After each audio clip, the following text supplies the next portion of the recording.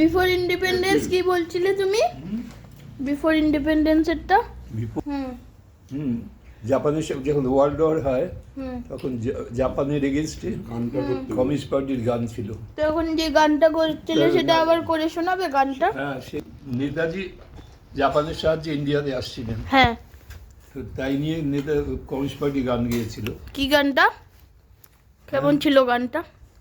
হই হই হই জাপান ওই আইলো বুঝি আমাটারে দাঁড়াও গায়ের গেন্দা সামান হ্যাঁ, আইসো রহিম আই রহমান আই রে যোগেশ আই রে পরাণ সব কটি ভাই হিন্দু মুসলমান আসুক না কোন বাপের বেটা করবো এমনি কচু কাটা সব কটি ভাই হিন্দু মুসলমান। এটা কমিউনিস্ট পার্টির গান ছিল তখন।